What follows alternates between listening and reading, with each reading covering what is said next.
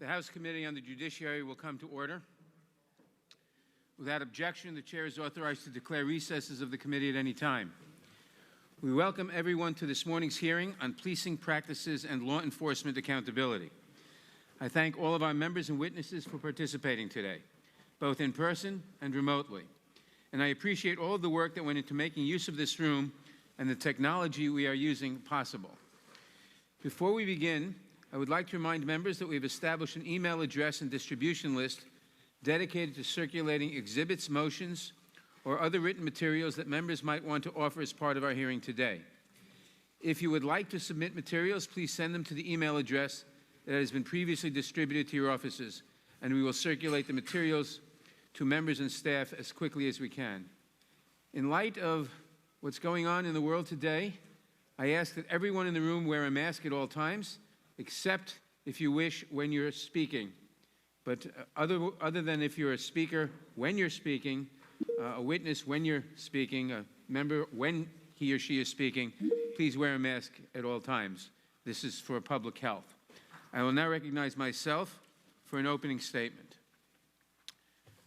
We are all familiar with the terrifying words, "I can't breathe." They were uttered in Minneapolis by George Floyd while a police officer pinned a knee to his neck for a chilling 8 minutes and 46 seconds, taking from him the final breath of life.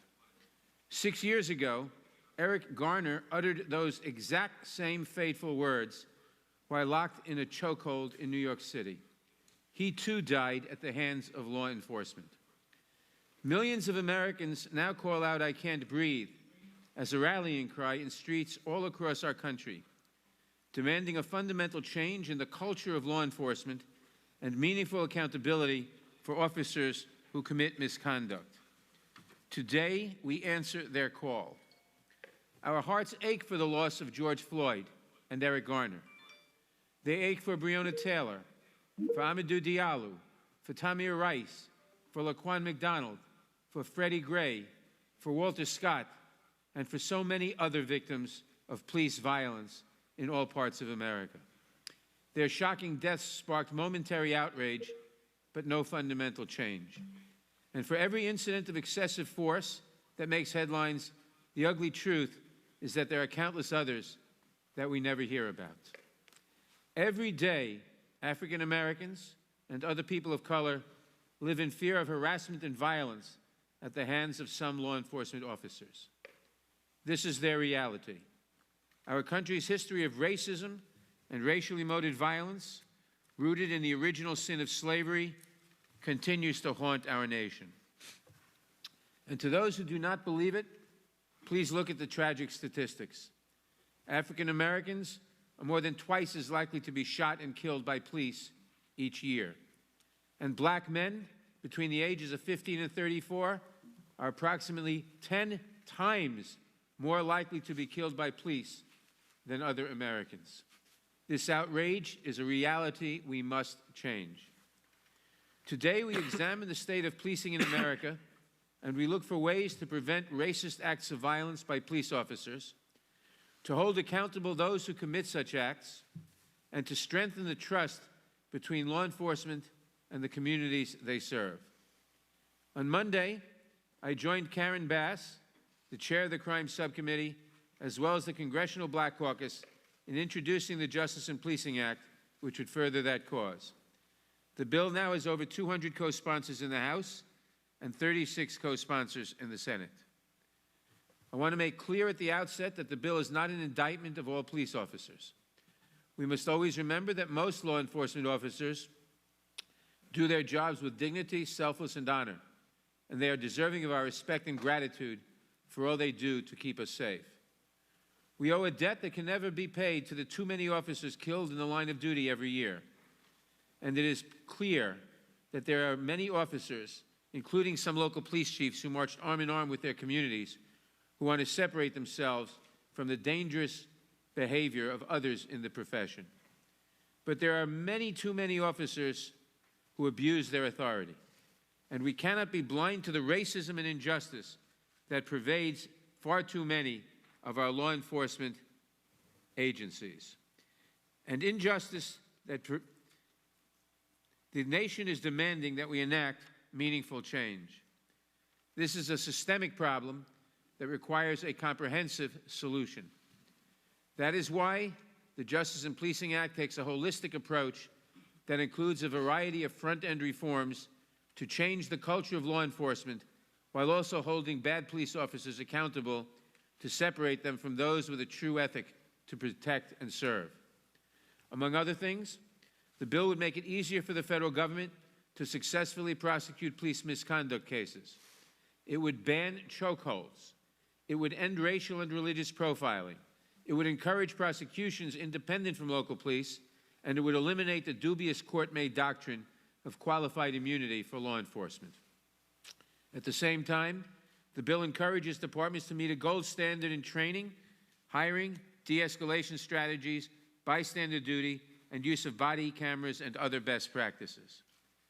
It also creates a new grant program for community-based organizations to create local task forces on policing innovation that would reimagine public safety so that it is just and equitable for all Americans.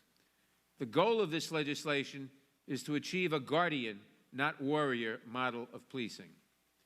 The Justice and Policing Act is at once bold and transformative to meet the moment that calls out for sweeping reform, while also taking a responsible and balanced approach to the many complicated issues associated with policing. I look forward to bringing it before our committee in short order.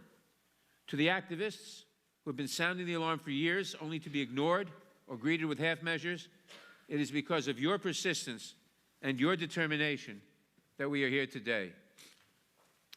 If there is one thing I have taken away from the tragic events of the last month, it is that the nation demands and deserves meaningful change.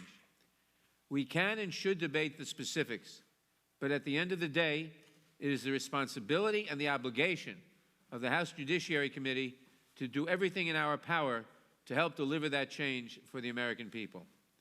I look forward to hearing from our witnesses who bring a wealth of knowledge and experience on the many issues we are examining today and who will help guide us in that process. But first, I want to address just one witness, Philonise Floyd, the brother of George Floyd. We are all very sorry for your loss, and we appreciate your being here today to discuss your brother's life. We must remember that he is not just a cause, a name to be chanted in the streets. He was a man. He had a family. He was known as a gentle giant. He had a rich life that was taken away from him far too early, and we mourn his loss. This is a very difficult time for our nation. We have lost more than 110,000 people to COVID-19, a toll that has fallen disproportionately on people of color. We have lost brave police officers and other frontline workers who risked their lives to serve their communities. And we have lost George Floyd, Breonna Taylor, and the many, many other victims of excessive force by law enforcement. We must act today to honor their memory. I now recognize the ranking member of the Judiciary Committee, the gentleman from Ohio, Mr. Jordan, for his opening statement. Thank you, Mr. Chairman. I want to thank all our witnesses for being here today and extend our sympathy to Mr. Floyd and Ms. Underwood Jacobs. We are, as the chairman said, all so sorry for your loss and for what your families have had to live through and had to endure. Mr. Floyd, the murder of your brother in the custody of the Minneapolis police is a tragedy. Never should have happened.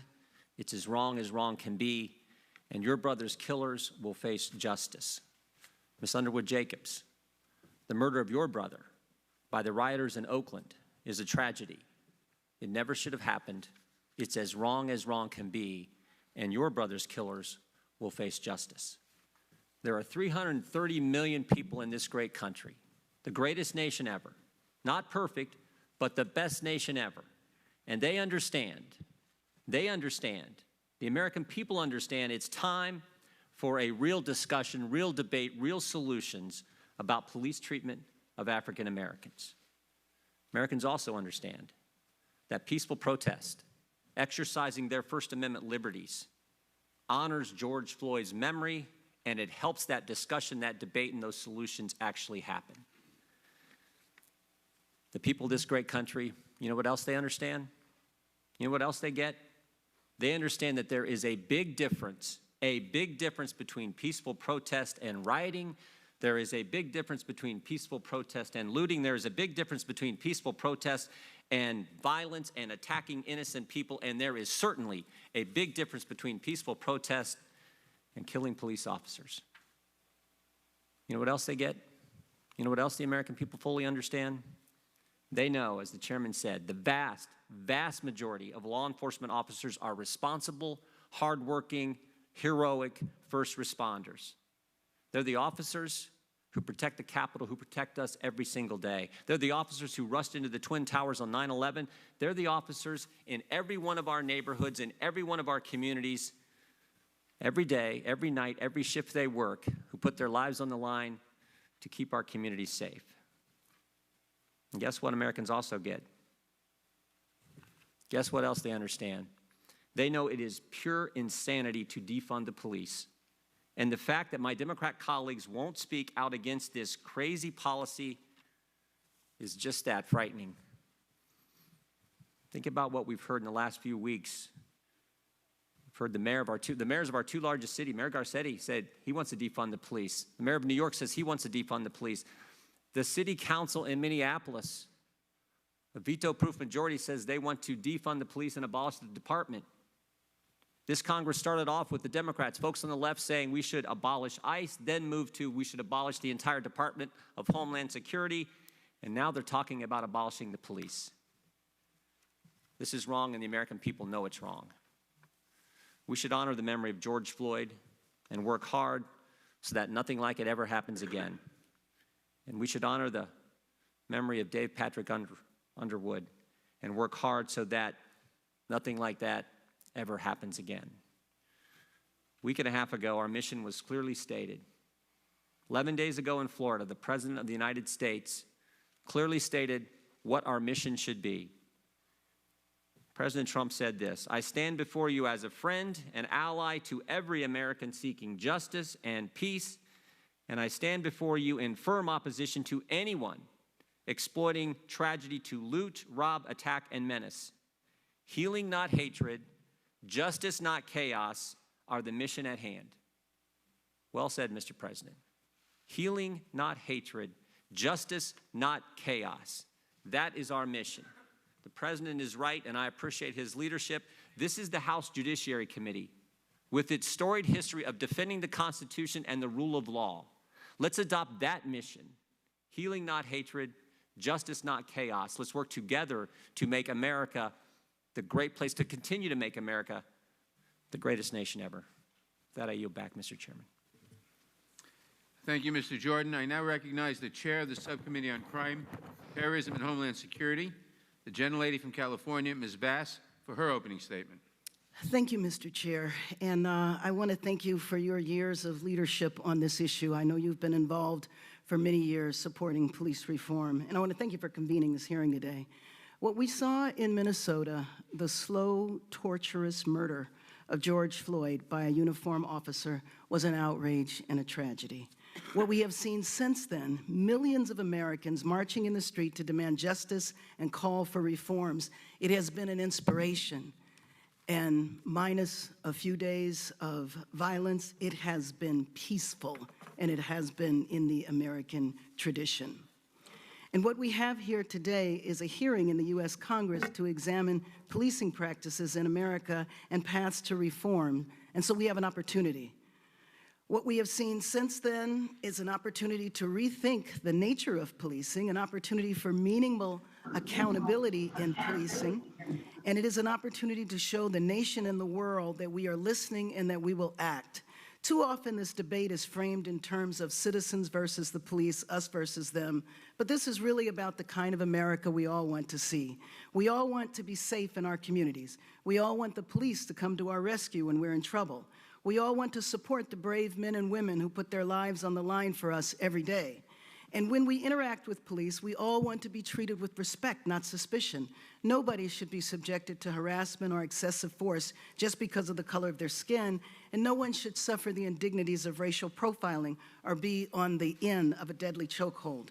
We should all want for ourselves and for our children and for our neighbors the same. On Monday, I introduced, along with Chairman Nadler and more than 200 members of Congress, H.R. 7120, the Justice and Policing Act. This bold, transformative legislation would help reimagine the culture of policing while holding accountable those officers who failed to uphold the ethic of serving and protecting their communities. I know later, when we do a markup, we will entertain an amendment to change the name of the legislation in honor of George Floyd. If this had been a law last year, George Floyd would be alive because chokeholds would be banned. Breonna Taylor would be alive because no-knock warrants for drugs would be banned. Tamir Rice would have graduated high school this May because the officer that killed him, had been fired from a nearby department, and he lied on his application. But this legislation calls for a national registry, so that would not have happened, and Tamir Rice would have graduated high school. I understand that change is difficult, but I am certain that police officers are professionals who risk their lives every day, and they're just as interested in building a strong relationship with the communities that they serve based on mutual trust and respect as those who rely on their protection are. They want to increase and upgrade the profession, and so having national standards, it should never be that you can do a chokehold in one city and not in another. There should be basic standards, there should be basic accreditation, there should be continuing education, just as there are in so many other professions. When I was at the service yesterday, and when I was there, I looked up at the picture of George Floyd, and I saw the year that he was born. He was born in 1973. And that was an important year in my life because that was the year in Los Angeles that I joined an organization called the Coalition Against Police Abuse. That was 47 years ago. Our police chief at the time, we were suffering from a number of victims who had died because of chokeholds. Our police chief held a press conference where he told Los Angeles that the reason why Black people died of chokeholds was because our neck veins were different. They didn't open up as rapidly as normal people. That's where we were 47 years ago. The question remains for us, though. It was 29 years ago that we saw the Rodney King beating. And as an activist at the time, I was sad at the tragedy. It was horrific to see him beat like that. But most of the activists said, finally, we know we'll have justice. There's no way these police officers are going to get off because the whole world saw what happened. In the civil rights movement, what led to the great change in the end of legal segregation, aside from the tens of thousands of people that protested, it was the fact that there were cameras there. The beatings, the treatment of Black people in the South had gone on for, frankly, hundreds of years, but it wasn't until those cameras exposed that then things began to change. And so what has happened in the 29 years since Rodney King with the advent of cell phone cameras? We have seen example after example after example. 29 years since Rodney King, 20 years since Amadou Diallo, 6 years since Eric Gardner, just weeks since the death of George Floyd. His death cannot be in vain. I told his brother that his name will live on in history because the tragedy that he suffered has been the catalyst for what I believe will be profound change. And not just change that helps to professionalize police departments, not just change that prevents further abuse and deaths, but an opportunity for communities through receiving grants to take a look at their community and say, well, there's all of these issues that we face. Why should police officers have to address homelessness and mental illness? Police officers complain all the time. They're not social workers. That's right. So with these grants, maybe communities can take an opportunity to re-envision what public safety is and come up with models, better models to work with police, better models to reduce the problems that wind up needing a police officer. So that's what we have an opportunity to do in this Congress with this piece of legislation. And I hope that we work for passage of this legislation in the House, it gets through the Senate, the President signs it, and in the year 2020, we never, ever, ever see again what we saw a few weeks ago. It wasn't just a tragedy for our country and our nation, but it really was an embarrassment of our nation in front of the entire world. While we hold up human rights in the world, we obviously have to hold them up in our country. And with that, I yield. Thank you. Since Mr. Ratcliffe, the former ranking member of the Crime Subcommittee, has left the committee to serve as Director of National Intelligence, I now recognize the ranking member of the Subcommittee on the Constitution, Civil Rights, and Civil Liberties, the gentleman from Louisiana, Mr. Johnson, for an opening statement. Thank you, Mr. Chairman. I want to join all my colleagues today in thanking all of our witnesses sincerely for being here, and especially Mr. Floyd and Ms. Underwood Jacobs for making the trip in the midst of such tragedy and difficult circumstances to share your experiences with us. It's very valuable to us, and we're grateful. Of course, you have our condolences and our profound sadness for your losses. And I and my family and the community of faith that I represent have been praying for you and will continue to do that. We're going to talk about policing practices and reforms today, and that's a really important topic. But since this is the first full committee hearing that we've had in Judiciary since the tragic death of Mr. Floyd, I think it's also important for us to acknowledge here in the beginning what's believed by so many to be a root cause of the persistent challenges we face together as a country, and that is the need for authentic reconciliation in our communities. Everyone here understands the plain and simple truth that racism in any form violates the most fundamental principles of our great nation and the rules of our Creator. The central idea of America, let's not forget, is the idea that we boldly declare the self-evident truth that all men are created equal and that they're thus endowed by God with the same inalienable rights. Because each of us is made in the image of God, there are very serious implications that come from that. Among them is the idea that every single person has inestimable dignity and value. And our value is not related in any way to the color of our skin or what zip code we live in or what we can contribute to society or anything else. Our value is inherent because it comes to us by our Creator. Any fool who contends he has some sort of natural right of supremacy over his neighbor violates not only the foundational creed of America, but the greatest commandments of the God who made him. And if we can ever learn to see one another as God does, I think it'll solve a lot of our problems. This unspeakable act of cruelty that America witnessed in Minneapolis has opened an important new dialogue on reform. And while policing has always been regarded as an inherently local function, we do agree that Congress has a key role to play in ensuring that abuses are not tolerated and can never happen again. Justice has to be swift, and bad police officers have to be held accountable for their actions. But at the same time, we want to be careful to recognize, as all my colleagues have this morning, that officers like the ones involved in the death of George Floyd are not representative of the vast majority of America's law enforcement officers. Most are faithful, self-sacrificing public servants who put their lives on the line every single day to protect and serve our communities.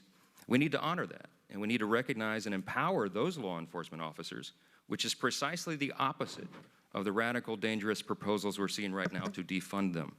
A government of, by, and for the people must be a nation of law and order, and public safety, of course, is the key to maintaining our republic.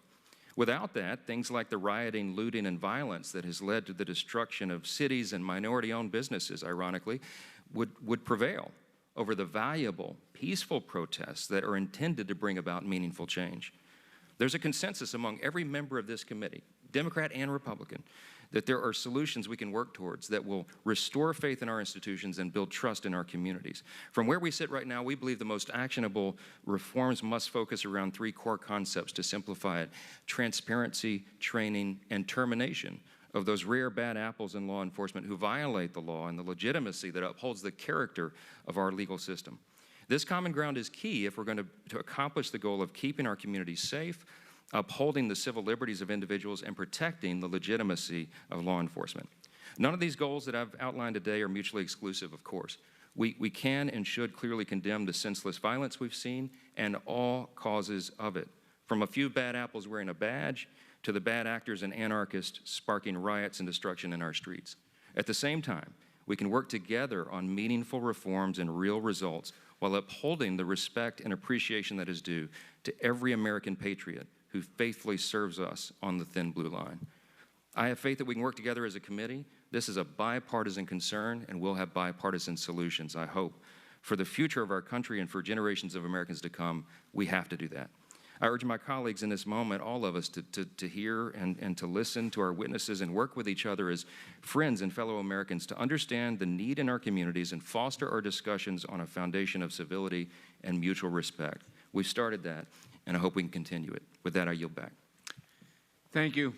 Without objection, all other opening statements will be included in the record.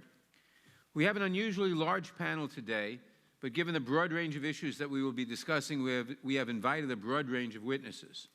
As is customary, the minority was given the opportunity to invite witnesses as well, and they have selected Mr. Bongino, Pastor Scott, and Ms. Underwood Jacobs. We welcome everyone and thank them for their participation. Now, if the witnesses would please rise, I will begin by swearing you in.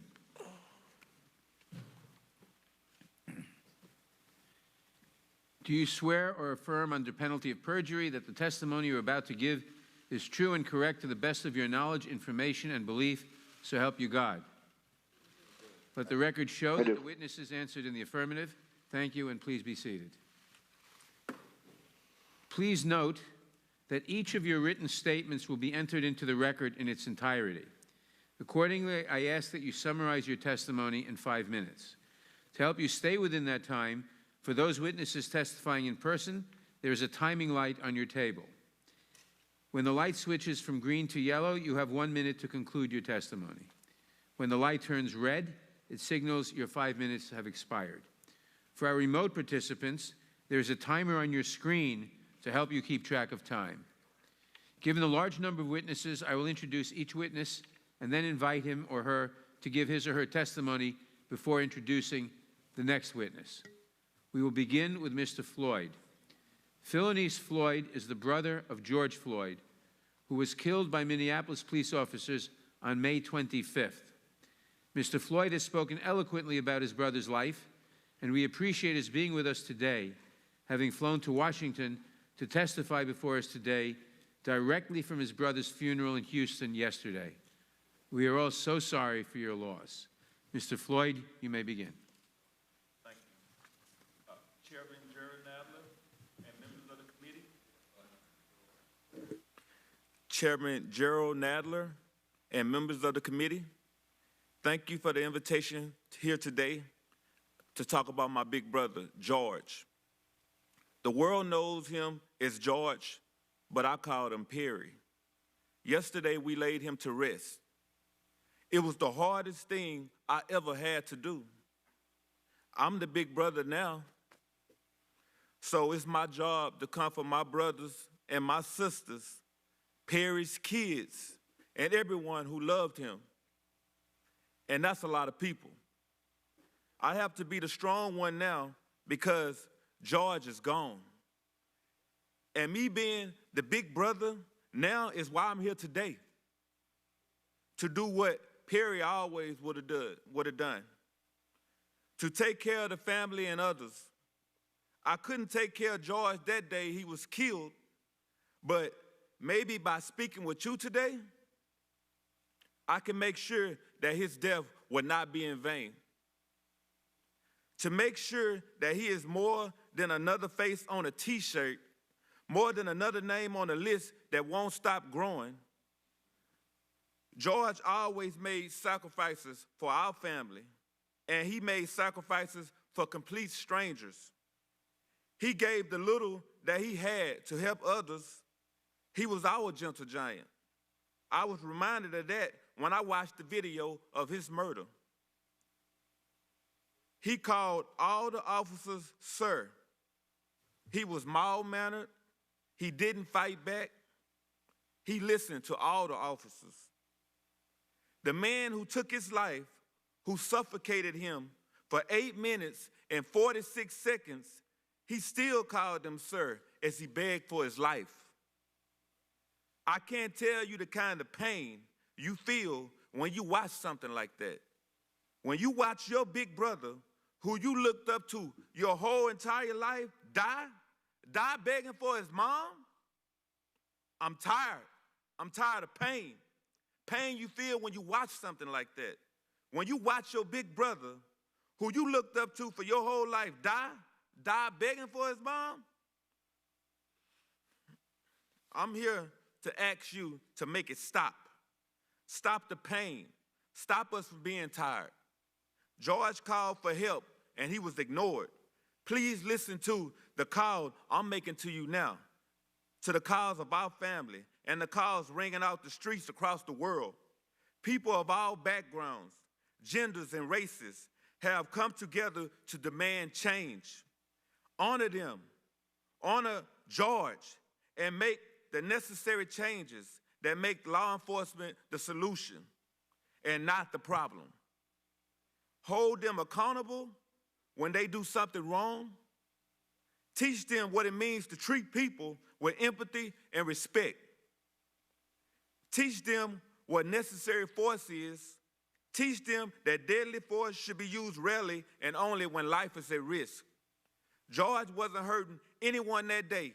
He didn't deserve to die over $20.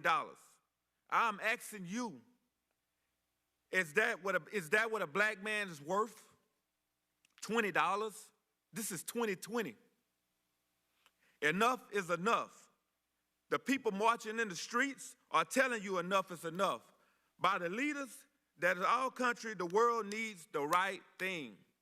The people elected you to speak for them, to make positive change. George's name means something. You have the opportunity here today to make your names mean something too. If his death ends up changing the world for the better, and I think it will, then he died as he lived.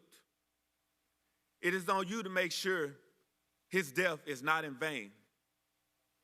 I didn't get the chance to say goodbye to Perry while he was here. I was robbed of that.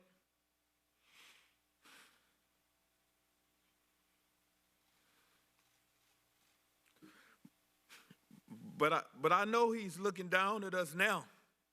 Perry, look up at what you did. Big brother, you changed the world. Thank you for everything, for taking care of us when on earth, for taking care of us now. I hope you found Mama and you can rest in peace with power. Thank you.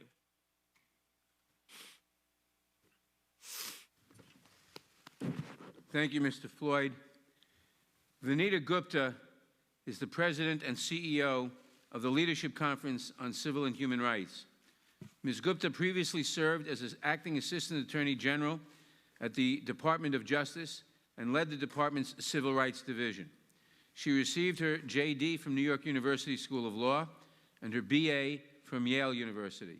Ms. Gupta, you may begin. Thank you, Chairman Nadler. Mr. Floyd, thank you for being here today and for those incredibly powerful words, and we are so sorry. Chairman Nadler, Ranking Member Collins, and members of the committee, thank you for the opportunity to testify today. And thank you, Chairman Nadler, for calling this hearing on policing practices and the need for transformative policies that promote accountability, begin to reimagine public safety, and respect the dignity of all people. While the recent murder of George Floyd at the hands of 4 Minneapolis police officers put the issue of police brutality in the national spotlight, the outpouring of pain and anger is anything but a reaction to one isolated incident or the misconduct of a few bad apples. Instead, the outcry is a response to the long cycle of stolen lives and violence with impunity toward Black people in our nation. We are now at a turning point. There is no returning to normal. We have to create a new way forward, one that does more than tinker at the edges, that promotes data and training. We need something that truly transforms policing and leads to more accountability for communities. It is imperative that we get this right, and that Congress's response in this moment appropriately reflects and acknowledges the important work of Black Lives Matter, the movement for Black Lives, and so many people that are bringing us to this tipping point. My tenure as head of the Justice Department Civil Rights Division began 2 months after 18-year-old Michael Brown was killed by a police officer in Ferguson. The Justice Department was hardly perfect, but we understood our mandate to promote accountability and constitutional policing in order to build community trust. During the Obama administration, we opened 25 pattern or practice investigations to help realize greater structural and community-centered change, often at the request of police chiefs and mayors who needed federal leadership. After making findings, we negotiated consent decrees with extensive engagement and input from community advocates who not only identified unjust and unlawful policing practices, but also helped develop sustainable mechanisms for accountability and systemic change. That is not the Justice Department that we have today. Under both Attorneys General Jeff Sessions and Bill Barr, the department has abdicated its responsibility and abandoned the use of tools like pattern and practice investigations and consent decrees. Instead, it is focused on dismantling police accountability efforts and halting any new investigations. The disruption of crucial work in the Civil Rights Division and throughout the Department of Justice to bring forth accountability and transparency in policing is deeply concerning. In the absence of federal leadership, the Leadership Conference Education Fund launched the New Era of Public Safety Initiative, a comprehensive guide and toolkit outlining proposals to build trust between communities and police departments, restore confidence, and imagine a new paradigm of public safety. While much of these changes must happen at the state and local level, success is going to require the leadership, support, and commitment of the federal government, including Congress. Last week, the Leadership Conference and more than 400 civil rights organizations sent a letter to Congress to move us forward on a path of true accountability. The recommendations included the following. 1, create a national necessary standard on the use of force. 2, prohibit racial profiling, including robust data collection. 3, ban the use of chokeholds and other restraint maneuvers. 4, end the militarization of policing. 5, prohibit the use of no-knock warrants, especially in drug cases. 6, strengthen federal accountability systems and increase the Justice Department's authority to prosecute officers that engage in misconduct. 7, create a national police misconduct registry. And 8, end qualified immunity. The Leadership Conference was pleased to learn that the Justice and Policing Act, introduced Monday by both members of the House of Representatives and the Senate, reflects much of this accountability framework. This is Congress's most comprehensive effort in decades to substantially address police misconduct by taking on critical issues affecting Black and brown communities.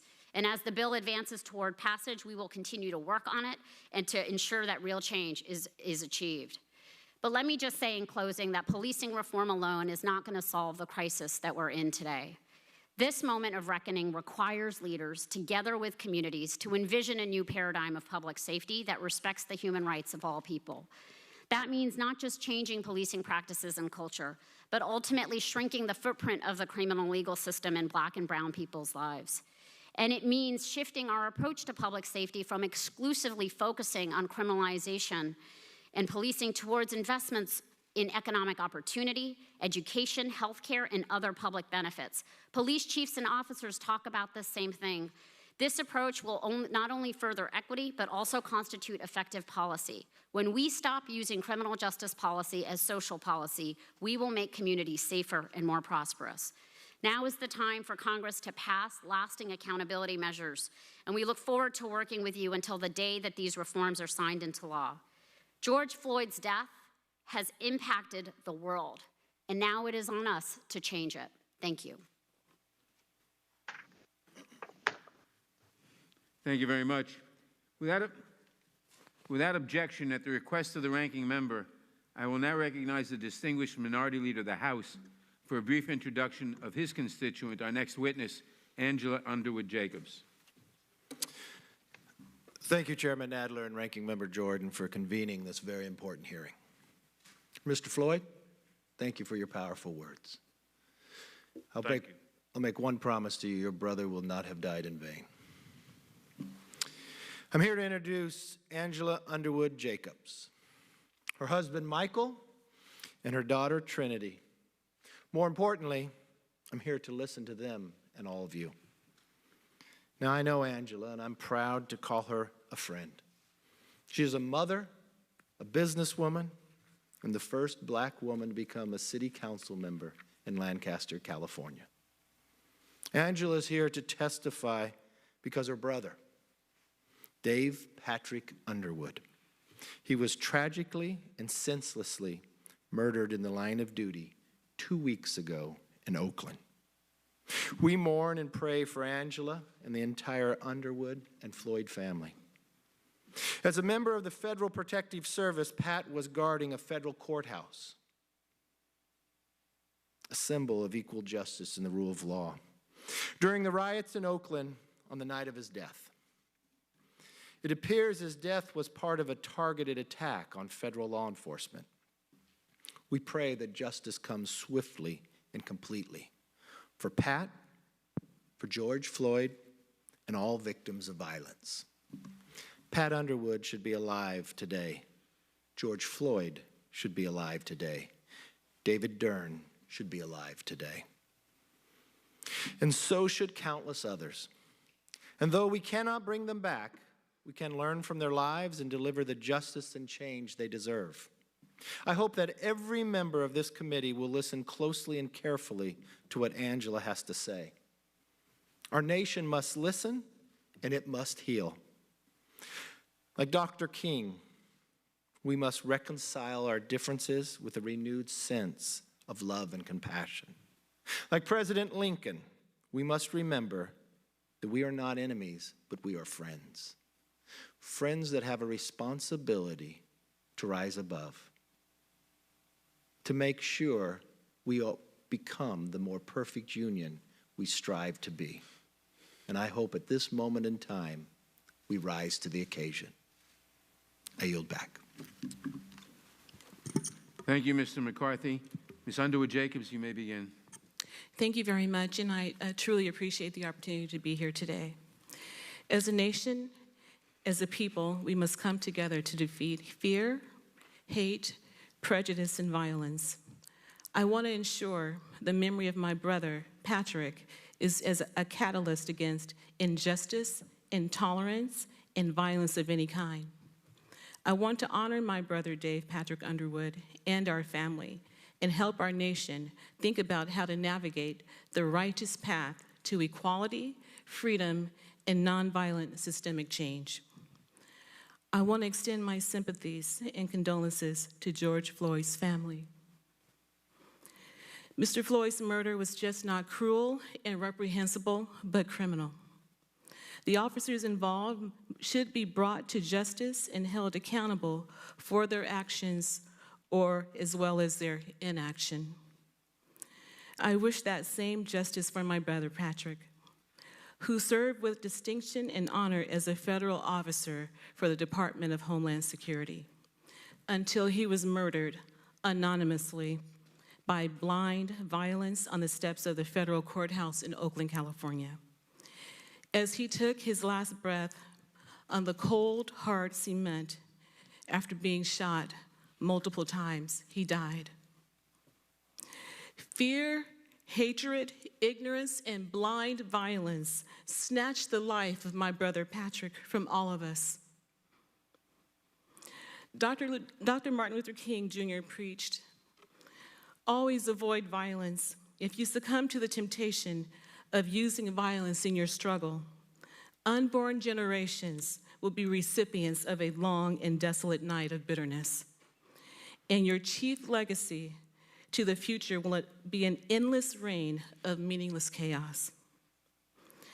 I have spoken to many people across this country, in fact, across the world, regarding what is going on in America.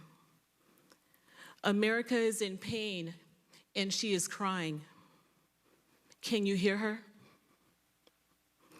I am here to seek justice through the chaos for my brother Patrick, for George Floyd, for citizens of all colors, for communities across America, and for the police officers that protect those communities and their citizens every day.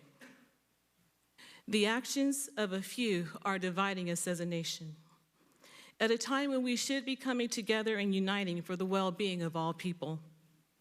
We will never solve generational systemic injustice with looting, burning, destruction of property, and killing in the name of justice. We must find lawful, peaceful solutions that uplift and benefit everyone. And this is greater than a black, white, or blue issue. It is a humanity issue. When those in a position of authority choose to abuse their power, that is the very definition of oppression. And when innocent people are harmed in the name of justice, no one prevails, we all lose. Everyone deserves the opportunity to feel heard, be seen, and feel safe. Police brutality of any kind must not be condoned. However, it is blatantly wrong to create an excuse out of discrimination and disparity to loot and burn our communities, to kill our officers of the law. It is a ridiculous solution to proclaim that defunding police departments is a solution to police brutality and discrimination, because it's not a solution. It gets us nowhere as a nation and removes the safety net of protection that every citizen deserves from their community's elected officials. There is a path to achieving what we desire and deserve as a nation and as a people: equality, fairness, justice, peace, and freedom from oppression. It is the same path we started on during the Civil Rights Movement. The solution to our nation's ills are straightforward. Education. We need to actually invest in education again and make it our nation's top priority. Through education comes knowledge, through knowledge comes understanding, and through understanding comes opportunity and freedom. Jobs. If there isn't any chance of making a decent living, there isn't any chance of having a decent, just society. We need to create more jobs that in turn will create more economic justice for all Americans. Housing. There is no way to live a decent life if you can't find, or in America's case, afford shelter. We need to listen and learn from each other. It's time for everyone to open their ears and listen to what each other has to say. America is the world's melting pot because we have so many people, cultures, beliefs, and points of view.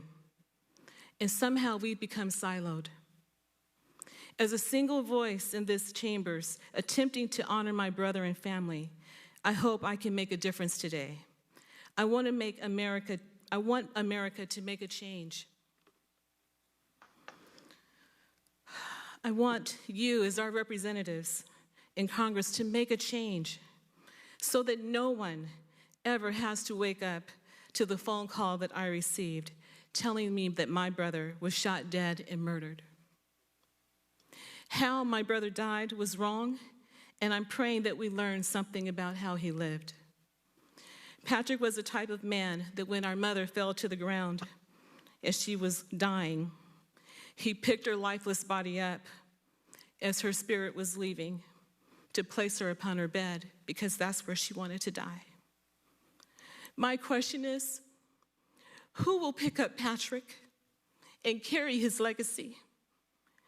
I believe this is a responsibility for all of us. Please do not let my brother Patrick's name go in vain. Patrick was a good man who only wanted to help others and keep his community safe. He had an infectious laugh and a corny sense of humor. He would go out of his way to help family, friends, and strangers. He did not deserve to die in such a horrendously inhumane way. No one does. Now, my family is in a state of hollow disarray. We all feel the anxiety of wondering what tomorrow may bring or may not bring, which has struck fear in our hearts. Nevertheless, I wholeheartedly urge us all Americans, not to give in to hate and anger, but to resolve conflict with kindness and love, to lead with a sense of purpose and renewed energy to create positive change, as I have outlined here through education, jobs, housing, and listening. Pat didn't tell anyone how to live, but he lived. And what an amazing life it was. I will never forget the way my brother smiled and the way that he loved his family with every piece of his heart. My wish is for us to live and live without fear and discrimination. Do not simply tolerate your neighbor, but strive to understand one another.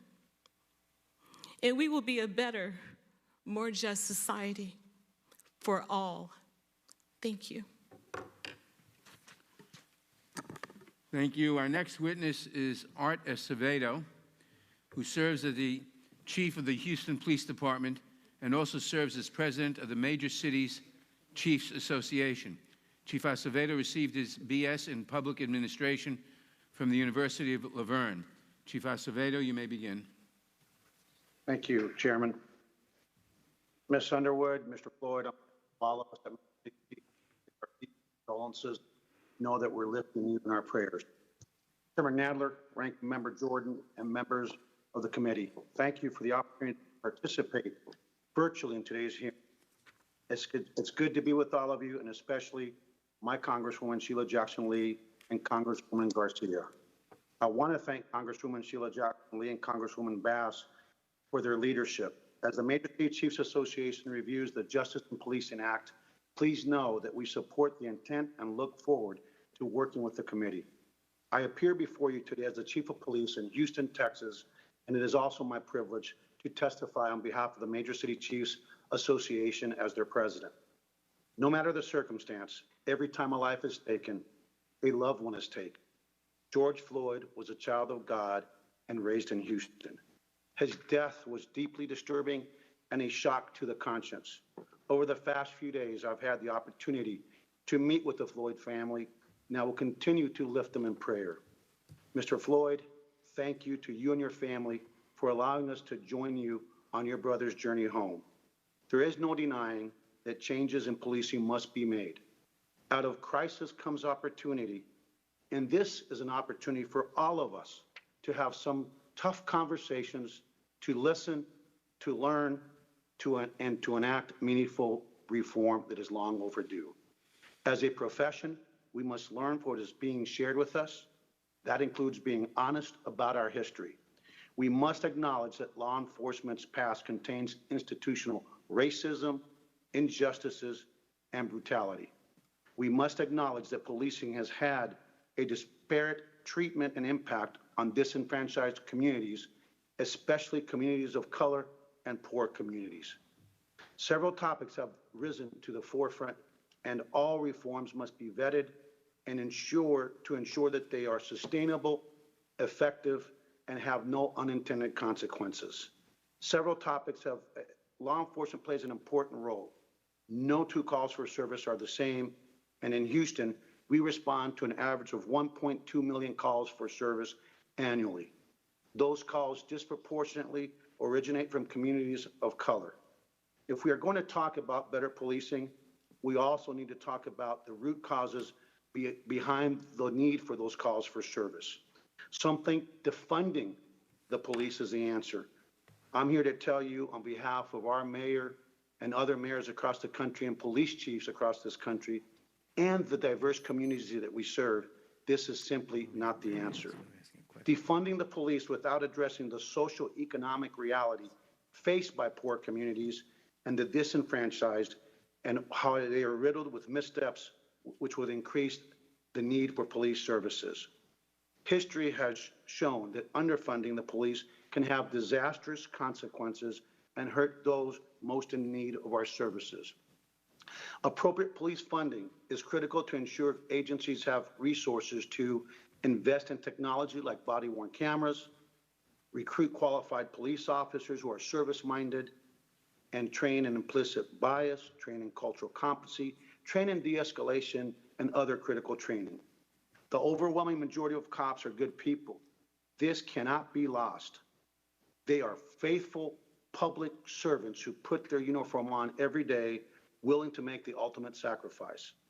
We can't let, again, the actions of bad cops let us lose sight of the fact that most cops are good. We must all judge each other through the prism and content of our individual hearts and actions, and not through the prism of color and the uniform that we wear. While there is no national use of force standard and previous efforts at establishing one were met with disagreement, several components are ubiquitous throughout the U.S. Prioritization of the sanctity of life, duty to intervene, and the use of de-escalation tactics and techniques is a must. Let me be clear.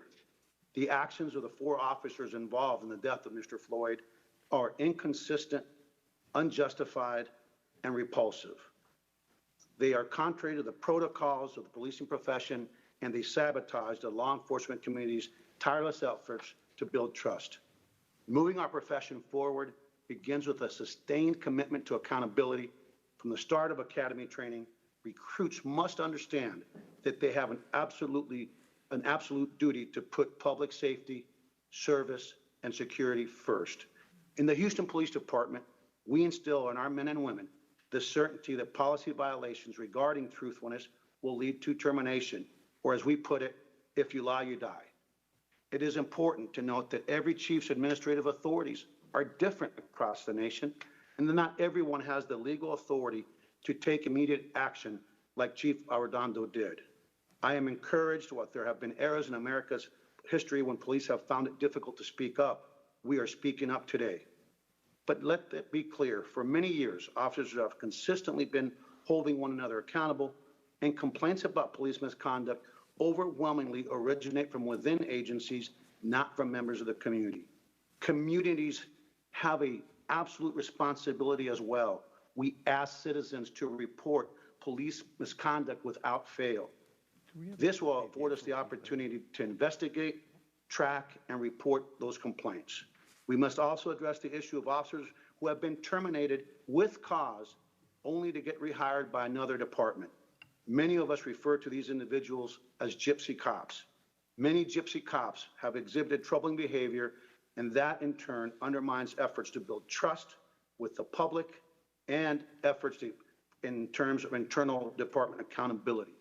Transparency breeds trust, and trust breeds respect.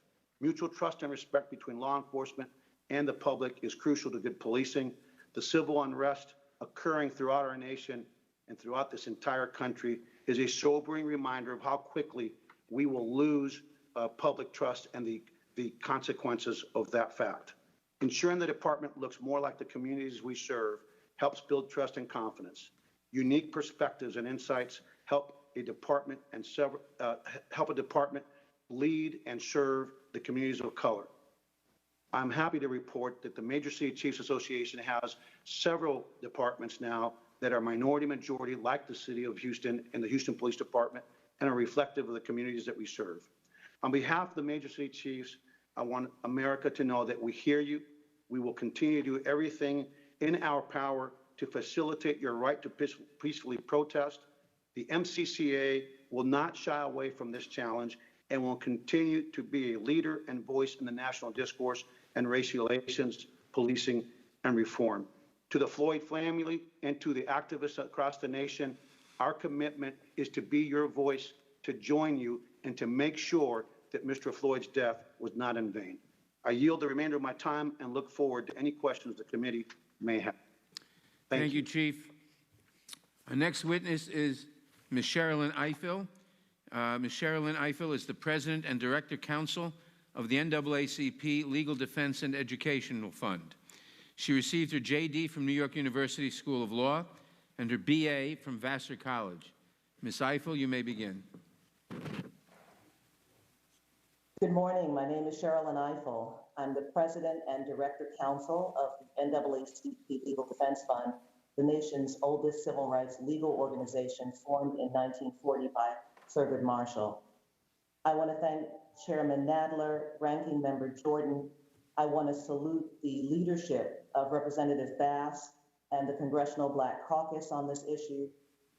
And I want to extend, on behalf of the Legal Defense Fund, my deepest condolences to the Floyd family and thank them for their courage and their voice at this important moment. We welcome the Justice in Policing Act as a first step in addressing the decades-long call and demand for policing reform.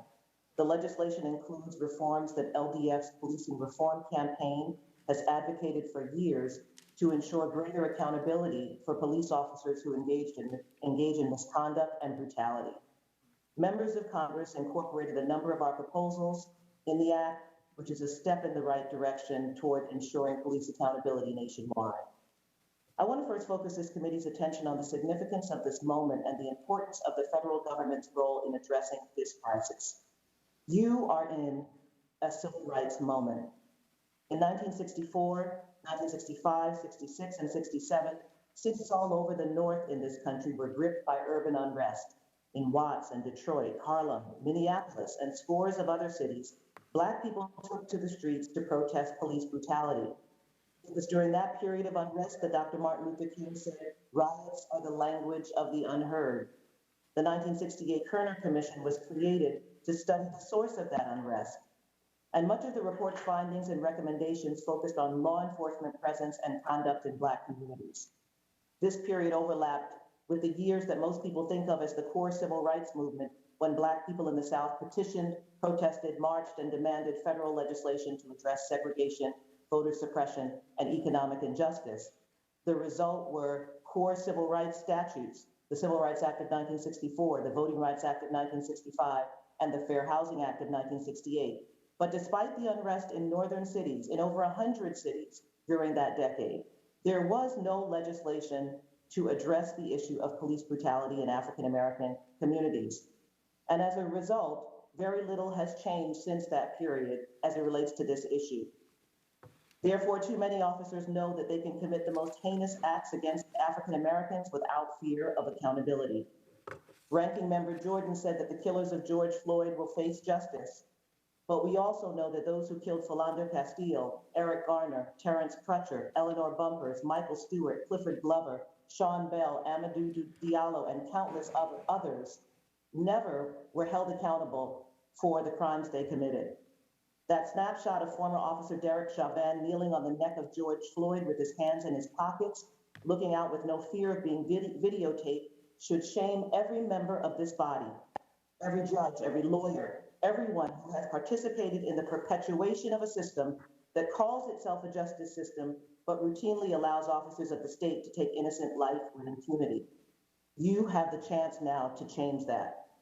One of the key parts of the system of impunity has been qualified immunity, a defense that shields officials from the unforeseeable consequences of their act, but has been interpreted by courts so expansively that it now provides near immunity for police officers who engage in unconstitutional acts of violence. LDF has litigated a number of these cases. For example, in 2018, we filed a petition in the United States Supreme Court appealing a decision of the United States Court of Appeals for the 11th Circuit that affirmed summary judgment in favor of a law enforcement officer who tased our client, Carrie Illich, 19 times to death. The U.S. Supreme Court denied the petition, and this case was not a one-off. Every year, cert petitions are filed in the court seeking review of cases in which law enforcement officers have successfully eluded accountability for the most violent forms of brutality by raising the qualified immunity defense.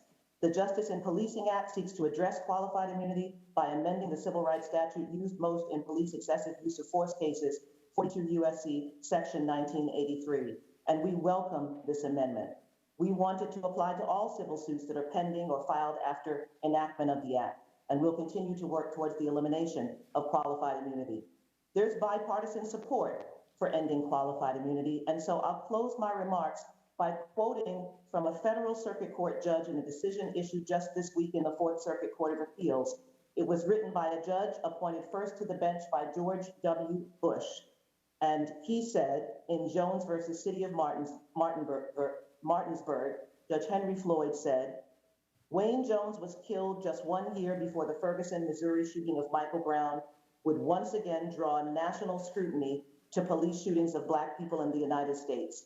7 years later, we're asked to decide whether it was clearly established that 5 officers could not shoot a man 22 times as he lay motionless on the ground. Before the ink dried on this opinion, the FBI opened an investigation into the death of yet another Black man at the hands of police, this time George Floyd in Minneapolis. This has to stop.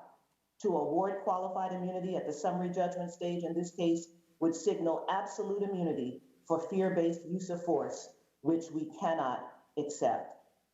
This decision represents a minority of cases, and so we need Congress to act. You are required by history to meet this civil rights moment. It is a moment in which we have a chance to transform our approach to public safety, to recognize that most community conflicts do not require the intervention of an armed officer, and to speak our values through federal and state budgets that prioritize our commitment to anti-discrimination, to public health, and to true public safety for all. Thank you.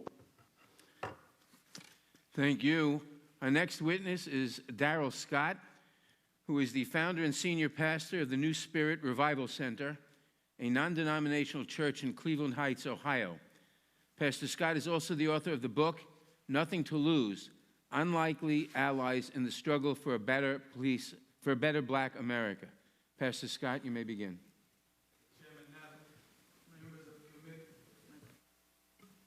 Chairman Nadler, members of committee, Ranking Member Jordan, thank you for inviting me to participate in these very serious hearings today.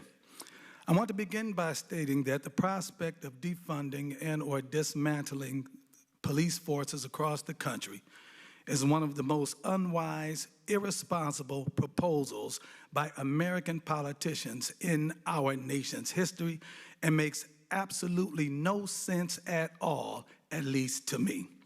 I believe it is nothing short of the politicizing of current social events in an effort to garner votes during this election season.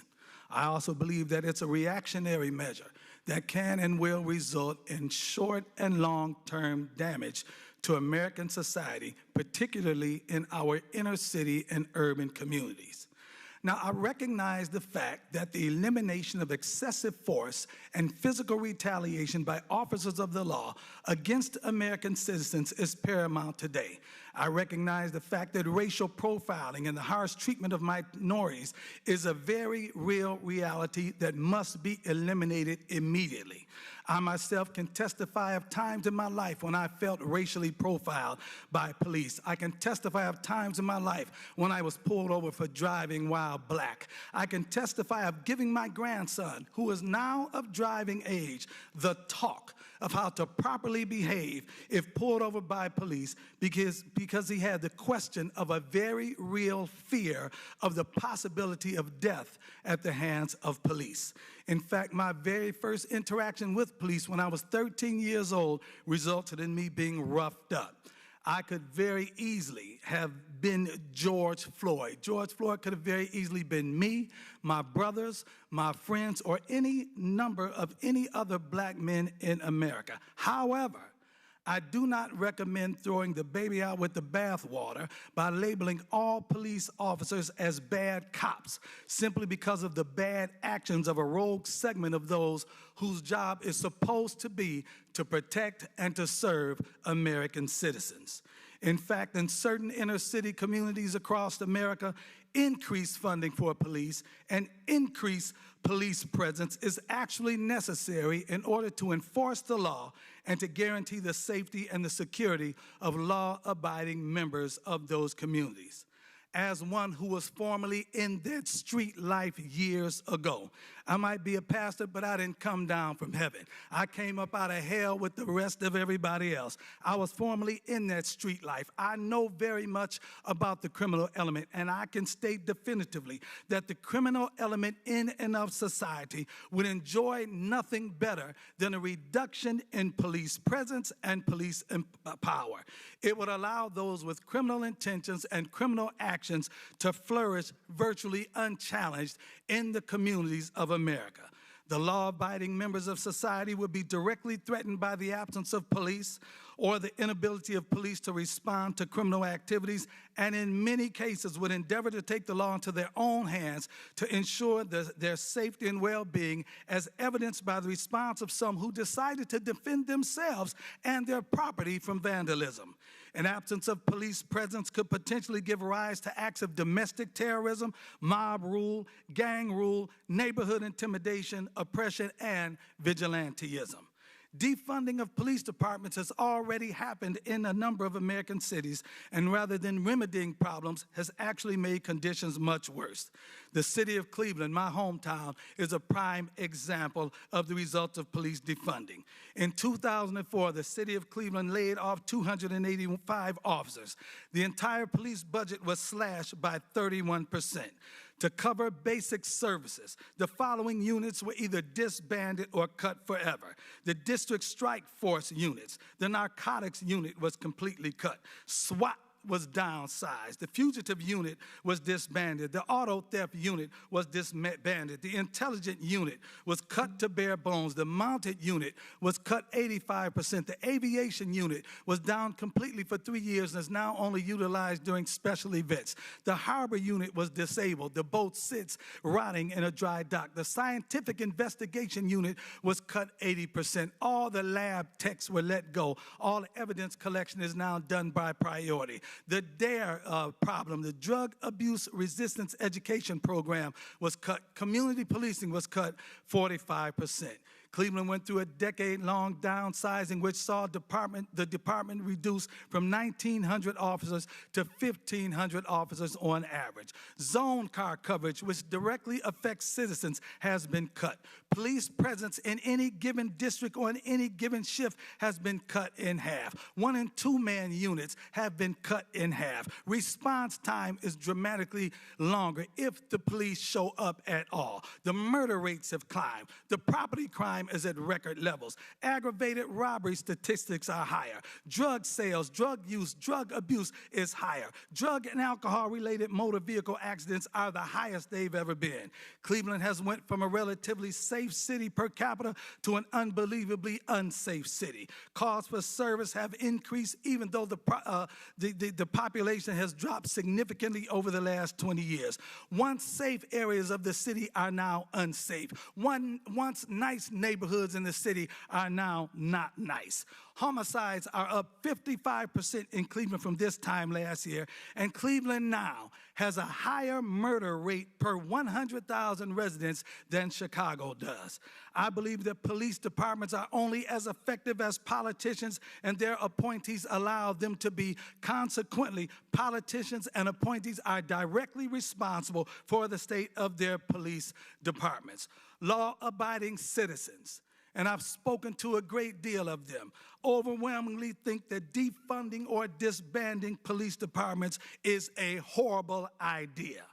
Community policing is a very viable option to address the needs of inner-city communities. Having police in the communities to actually get to know the residents is the best way to obtain the results that we all want. When I was growing up, the residents and the business owners knew the police officers that were assigned to our neighborhoods, and their presence was a deterrent to criminal activity. So in short, defunding of police departments in America has already happened, and it has proven to be an epic fail. We cannot allow that paradigm to continue if we want the neighborhoods of America to be safe to live in, the streets of America to be safe for residents to walk on, and the communities of America conducive for businesses to thrive in. So I recommend and I agree with the fact that police reform, or better yet, police revision should be enacted. But it has to be one that is sensitive to the stress, tension, pressure, and paranoia that policing produces. The fact that on any given day, any given call, any given stop can result in an officer's death can be very challenging mentally, while also being sensitive to the citizens of America who are supposed to be protected by the police and not be enemies of the police, whether in the suburbs or in the inner cities, whether we're black, white, red, yellow, or brown. I really believe that most police officers, most cops began their careers, most bad cops began their careers as good cops, but they allowed the rigors of their job to affect their perspectives and their social interaction with those they are supposed to protect, and they began perceiving those that they are supposed to protect as those they themselves need to be protected from. I'm in agreement. I endorse police reform, but it has to be sensitive to both sides of that issue. Thank you for allowing me. God bless you. Thank you. Before I call the next witness, I just remind witnesses to turn off their mics when you're not speaking. Turn them on when you're speaking, turn them off when you're not speaking, please. Our next witness is Mr. Paul Butler. He's the Albert Brick Professor at Georgetown University Law Center, where he specializes in criminal law and race relations. Professor Butler is also the author of the book, Let's Get Free, A Hip-Hop Theory of Justice and Chokehold, Policing of Black Men. Mr. Butler received his J.D. from Harvard Law School and his B.A. from Yale University. Mr. Butler, you may begin. Chairman Natler, Ranking Member Jordan, honorable members of the committee, thank you for this opportunity to testify. Mr. Floyd and Ms. Underwood Jacobs, I'm so sorry for your loss. May the memory of your brothers, the memory of the other martyrs, be a blessing to the people all over the country, all over the world who are rising up in what Martin Luther King called the beautiful struggle for equal justice. There has never, not for 1 minute in American history, been peace between black people and the police. And nothing since slavery has sparked the level of outrage among African Americans as when they feel under violent attack by the police. Black people have endured Jim Crow segregation, being shut out of Social Security and the GI Bill, massive resistance to school desegregation, nonstop efforts to prevent us from voting, and poison water. But the rare times black people have set aside traditional civil rights strategies and instead have risen in the streets, destroyed property, and resisted symbols of the state has been because of something that the police have done. Watts in 65, Newark in 67, Miami 1980, LA 1992, Ferguson 2015, Baltimore 2016, Minneapolis in 2020. All of those cities went up in flames because the police killed another black man. Unlawful violence is never acceptable, either as a misguided approach of a few or as an abuse of the power and trust we place in law enforcement officers. The main problem is not bad apple cops. Officers have difficult jobs and many serve with honor and valor. Still, almost every objective investigation of a police department finds that police, as policy, treat African Americans with contempt. The police kill, wound, pepper spray, beat up, detain, frisk, handcuffs, and use dogs against black people in circumstances in which they do not do the same to white people. When armed agents of the state are harming American citizens in our name, we the people must ask why. In the past 2 weeks, we've seen acts of grace and bravery by police officers. Cops in New York took a knee. In Houston, Chief Acevedo arranged for an honor guard to accompany Mr. Floyd's body when he came home. Unfortunately, we have also witnessed these past 2 weeks police officers commit deplorable acts of violence against the citizens they've sworn to serve and protect. In New York, officers drove 2 large police vehicles into a crowd of protesters. In Atlanta, officers broke the window of a car, dragged out 2 college students, and shot them with a stun gun in Buffalo. A police officer knocked a 75-year-old man to the ground, but what happened next was just as bad. When 2 officers were disciplined for that criminal conduct, 57 other officers quit the squad in protest. President Obama's task force on policing decried the warrior mentality present among too many law enforcement officers. In Buffalo, the nation saw warriors on steroids. African American and Hispanic people disproportionately bear the cost. Blacks are about 20% of the population of Minneapolis, but 60% of the people who cops use violence against. The result is that there are more black people in the criminal legal system today than there were slaves in 1850. When I mentioned to a young man I mentor that if he attended protests, he should wear a mask, he said he certainly would try. But he wanted me to know that as a young black man, he has a greater risk of dying from police violence than from the coronavirus. According to the National Academy of Science, 1 in 1,000 African American men and boys will be killed by the police. What African Americans need to realize equal justice under the law is for selective enforcement and police brutality to end. We need the police to stop killing us, to stop beating us up, to stop arresting us in situations in which they would not do those things to white people. The Justice in Policing Act is a common sense reform. Among other things, it requires cops to be trained on understanding racial bias. In Minneapolis, as 3 officers crushed the life out of Mr. Floyd, and another served as a lookout, somebody in the crowd said to the cops, "He's human, bro." But these 4 officers did not treat Mr. Floyd like a human being. Too often, police work seems to enforce the dehumanization of people of color. Understanding the history and reality of racism in the United States will make our men and women in blue more effective officers. In the end, this hearing is about the legitimacy and sustainability of our democracy. No justice, no peace is not a threat. It is simply a description of how the world works. The multiracial, multi-generational demonstrations that have risen up all over the United States reflect the wonderful diversity of our great nation and the potential of ordinary citizens to make our country live up to its highest ideals. The Justice and Policing Act of 2020 heralds the urgency of transformation and the promise for all Americans of equal justice under the law.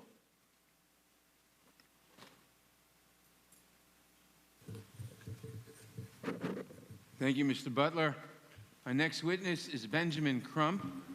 Benjamin Crump is the founder and principal owner of Ben Crump Law. He is also currently representing George Floyd's family. Mr. Crump received his JD and BA from Florida State University. Mr. Crump, you may begin. Thank you, Chairman Nadler and distinguished members of the committee.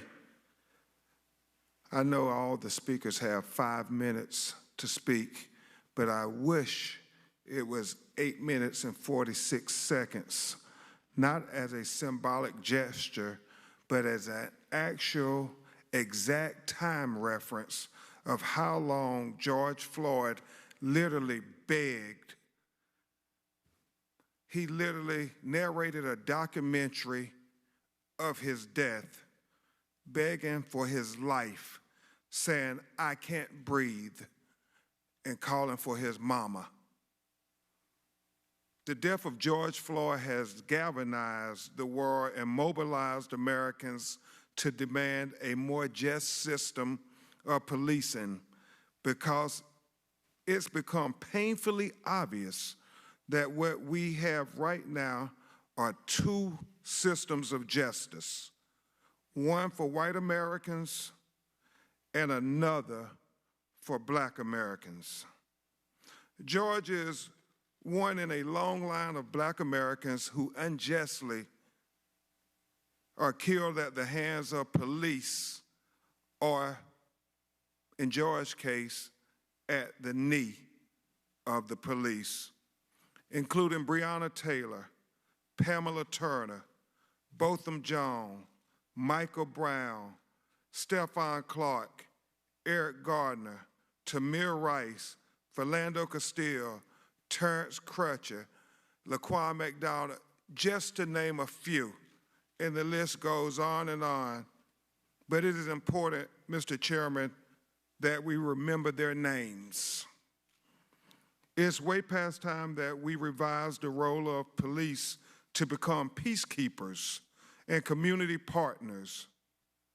Of course, they must be prepared to protect themselves and the public in direct, life-threatening situations. But these should be the exception and not the rule. What we are witnessing throughout our country is not that. Americans are being tear-gassed in the streets, hit with rubber bullets, shoved violently to the ground, cracking their skulls against the pavement, beaten bloody with batons. And for what? For demanding justice for Black Americans. Our constitutional rights are under attack, and not in the shadows, but in the broad daylight. Changing the behavior of police and their relationships with people of color starts at the top. We need a national standard for policing behavior built on transparency and accountability. The only reason we know what happened to George Floyd is because it was captured on video. The advent of video evidence is bringing into the light what long was hidden.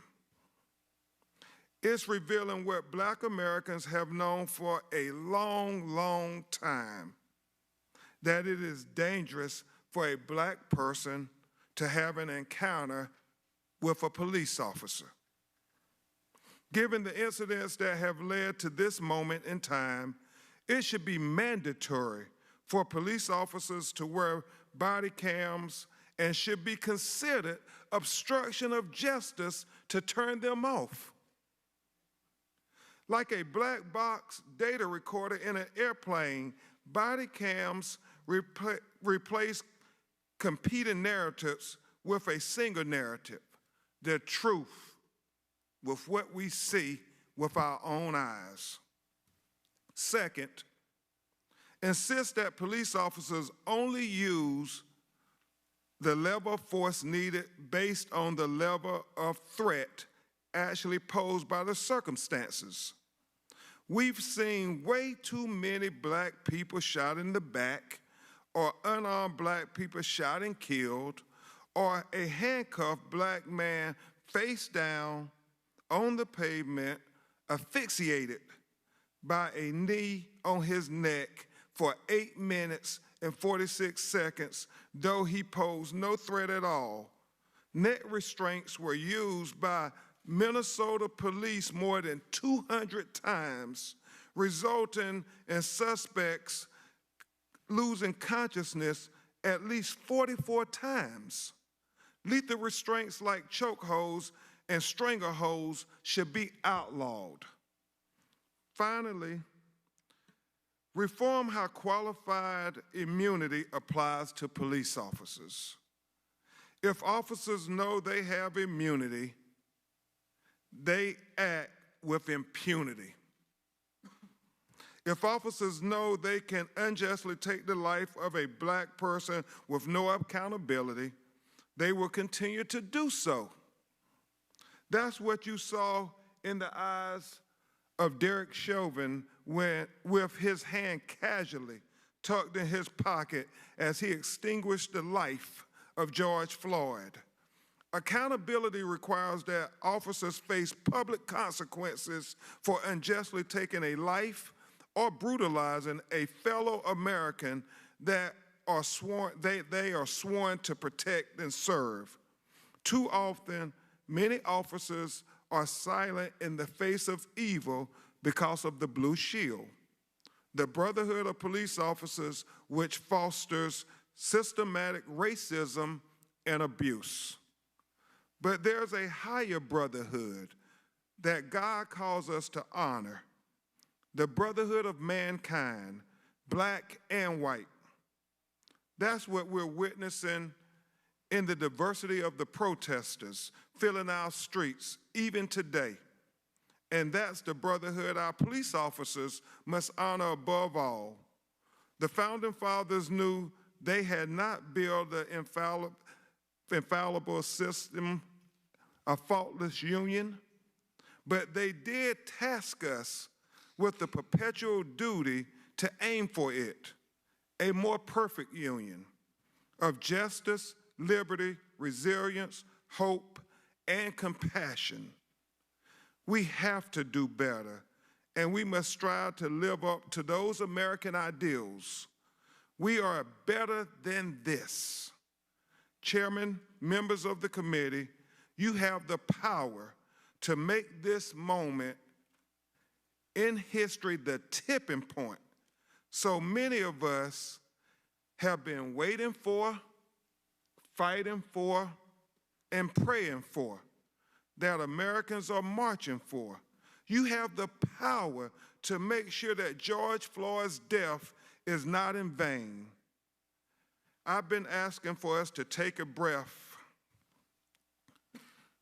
Number one, the breath that George Floyd was denied.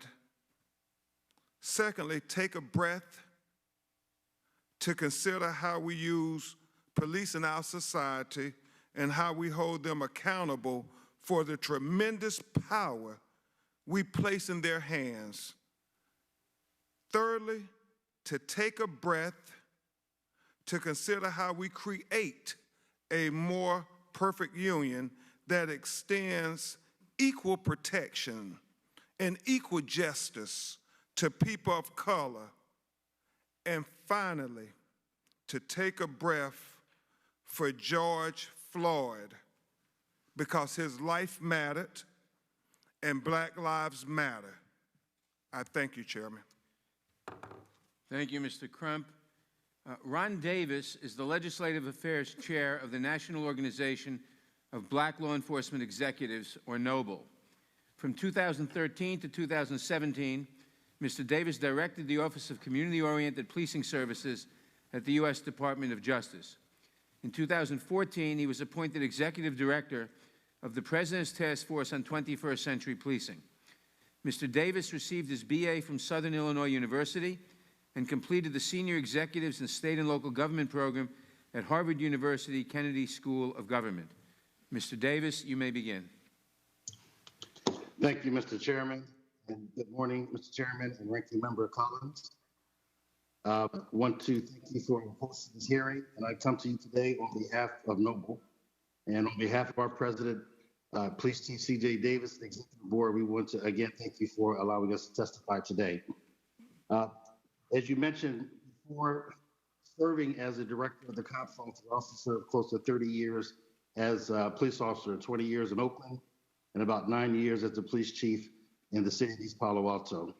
I do want to say Noble joins the nation in condemning the heinous killing of Mr. Floyd, and we offer our heartfelt condolences and prayers to the Floyd family. And I want to thank Mr. Floyd this morning for his powerful testimony and strong recommendations. Yet, Mr. Chairman, we know that the date of George Floyd is just one in a long list of tragedies. We also know that the vast majority, as the Reverend had mentioned, of police officers in this country are decent, honorable, committed men and women to service. But we know that the core problem of policing are not just about a few bad apples. I think too often we focus on the bad apples, and we need to acknowledge, Mr. Chairman, that the problem of policing today is continued use of draconian policing systems that still suffer from structural racism and severe institutional deficiencies. Under these systems, even good cops have bad outcomes, and bad cops and racist cops can operate with impunity. Most of the systems that we are talking about were determined why we police, how we police, where we police, were constructed in the 40s, 50s, and 60s, and they were actually constructed to enforce Jim Crow and other discriminatory practices. In other words, this committee should acknowledge, the nation needs to acknowledge that our policing systems are in fact not broken. They are doing what they were actually designed to do. To understand this hard truth is to recognize that this system cannot be reformed, it must be reconstructed. It also means that the demand for policing reform should not require an indictment against all police. In fact, it is our hope that our brothers and sisters who wear the badge will not only embrace this moment, but will join this movement and become a part of the change that is needed. We've seen police chiefs and officers walk with crowds and take a knee, and that is great. We now need them to take a stance and stand with the community as we reconstruct this unjust system. The first step in reconstructing a new system is to strengthen police accountability and trust with our communities. This, in fact, was the core charge that President Obama gave the task force on 21st century policing. And in 2015, the task force provided recommendations for police agencies and their communities to advance this. Unfortunately, the Trump administration not only tossed this report away, it has actually retreated backwards to the so-called law and order days in which the mass arrest of men of color was this nation's crime strategy. We need to abandon that dangerous rhetoric. We need to abandon the idea of law and order, and we need to embrace a peace and justice mantra that enhances public safety and ensures justice for all. Mr. Chairman, we need the support of the federal government to further advance the recommendations from President Obama's task force. We also need to make some immediate actions. In the interest of time, I will say that we support the 8 bullets that Benita Gupta outlined with the Leadership Conference of Civil Rights, and I won't go over those 8 bullets since it's already in the testimony. We also believe that we need to immediately rescind the Sessions memo so that the Department's Civil Rights Division, Department of Justice Civil Rights Division, can immediately restore the use of consent decrees where appropriate. We believe that we should restore programs within the COPS office that allows police departments to do voluntary reviews so that they can identify deficiencies in their operating systems and structural programs. And we believe that all police agencies should obtain some type of accreditation before receiving federal funds. We also need the federal government's help in supporting local and state efforts. In the absence of this DOJ, it's been the states that have been stepping up. So for example, the state of California and Governor Gavin Newsom passed Assembly Bill 392, the most comprehensive use of force reform bill in the nation. Last week, Governor Newsom also ordered the state to stop teaching the carotid hold or carotid restraints or chokehold and made clear that he would support any legislation that prohibit those techniques. In Illinois, former Attorney General Lisa Madigan and current Attorney General Kwame Raoul used their office to negotiate with the city of Chicago to adopt the most comprehensive consent decree in the nation's history. And in California, Attorney General Becerra used his office to conduct pattern and practice investigations, provide organizational assessments, and use of force reviews. And most recently in Minnesota, Attorney General Keith Ellison worked with Department of Safety Commissioner John Harrington and used their office to convene a task force, a working group of diverse people to address the issue of police deadly encounters. Now, unfortunately, the group released their report just weeks after Mr. Floyd was killed, so it was too late to impact that tragedy, but it does provide a roadmap for Minnesota as it moves forward. These are all activities that the Trump administration has Thank you, walked away Mr. from. Davis. And these are all activities that are sorely needed if we're going to address police reform. And some of the recommendations that have been outlined, the ones I just mentioned, the ones that Ms. Gupta outlined, the ones that you've heard today, are all contained in the Justice and Policing Act. And we appreciate Congresswoman Bass, yourself, Mr. Nadler, and all the co-sponsors for introducing this comprehensive bill. And Noble looks forward to working with this body as you move the bill forward. As we proceed, there are immediate steps that I believe police leaders and departments can take. And I want to basically quickly go over 5 points that I would ask my colleagues, police chiefs and police leaders to follow. And that these are the steps that we can do to start the racial reconciliation that was mentioned earlier that we have yet to do, and to start the reimagining policing process. The first step is to publicly acknowledge the historical and current, too often we just say historical, but the historical and current police abuses that occur and its impacts on communities of color. The more police chiefs acknowledge this, do so publicly, the more we can start our reconciliation. Second, the acceptance of responsibility to change our policing system and its culture. 3, I think it is time for all police officers to reaffirm their oath of office to the Constitution and to the core principles of our democracy. And I say that because we need to be reminded that the oath is to the Constitution, not to each other, not to the police department, not to the police union, but to the Constitution and our democracy. 4, collaborate with community to redefine and reimagine policing, including the development of reinvestment strategy that rely less on police or more community-based safety programs. As we debate funding about the departments, I think we can have some core agreement that we definitely we need to invest in the social programs, the community-based programs that go more to the core causes of crime and justice systems. Mr. Davis, your time has expired. Mr. Davis, thank you for your testimony. Your time has expired. Our next witness is Daniel Bongino. Daniel Bongino has served with both the New York Police Department and the United States Secret Service. He's also a best-selling author and host of the Dan Bongino Show podcast. Mr. Bongino has an MBA from Penn State University and both an MA and BA from the City University of New York. Mr. Bongino, you may begin. Mr. Chairman, Ranking Member Jordan, I deeply appreciate the opportunity to speak on this critical issue. Ms. Underwood Brooks, Mr. Floyd, deeply sorry for your loss. I can only hope you take some solace in the justice that we all pray is to come. I mean that. That was a tough video to watch for all of us. Police Officer Dan O'Sullivan, he was a friend of mine. We went through the police academy together. Sadly, we lost touch when we graduated, so we were both assigned to separate precincts, different areas of the city of New York. Dan and I were briefly reunited in 1998, but it was no joyous occasion. I was reunited with Dan in a hospital in Queens, where he was hospitalized with devastating injuries after pulling over, off duty, to assist a driver in a critical emergency situation. He was hurt badly. Dan was the very essence of a public servant. Dan always put himself last while putting his commitment to the safety and security of the public he pledged to serve always first. That was the Dan I knew. During my employment with both the NYPD and the United States Secret Service, I had the honor and profound privilege of working with agents and police officers who had committed themselves to a higher cause. Just like Dan, I met so many of these committed public servants that sadly I can't even recall all their names anymore. These are good men and women. Yes, as with any profession, there are officers, no question, who aren't suited for the job. Some will cause trouble, sometimes worse. We've seen that. But in my experience, this is rare and becoming rare. The special agents I work with and remain friends with to this day in the Secret Service joined members of the NYPD and New York City Fire Department on that tragic day of September 11, 2001. You know what they did? They sprinted into those burning buildings and personally escorted people out. As we all know, those buildings collapsed, taking many of those brave NYPD and FDNY souls with them. Those brave souls were running into the buildings. Everyone else was evacuating. These are the types of people I was honored and deeply privileged to work with. Public safety came first. Everything else came second.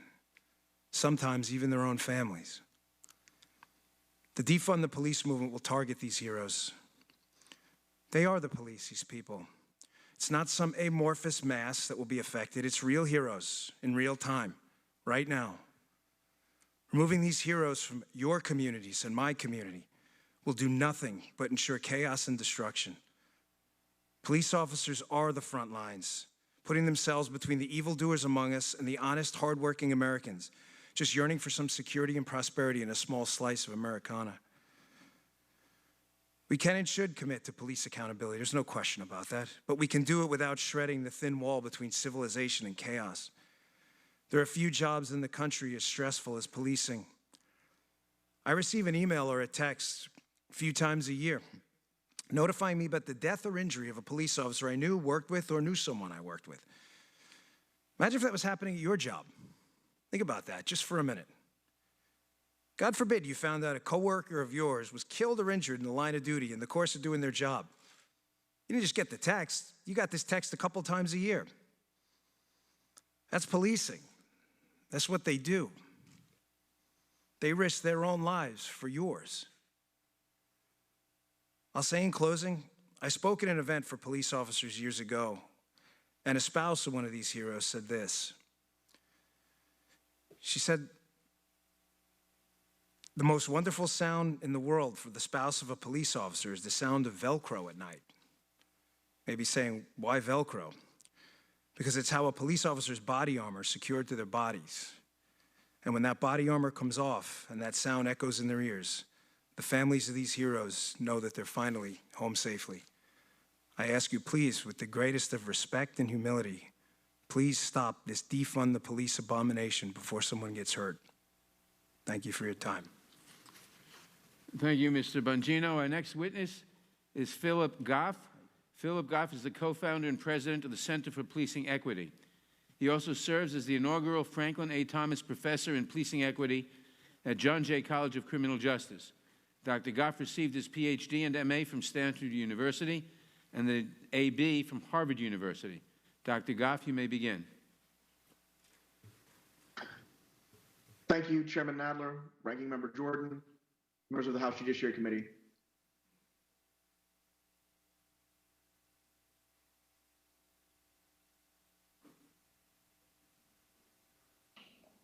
I want to say that we mourn with you. And to Mr. Floyd, I want to thank you especially for your powerful witness in front of this body and the entire country. I offer my deepest condolences for the circumstances that made your presence here necessary. I want to say that your words have moved a nation that was already mourning with you.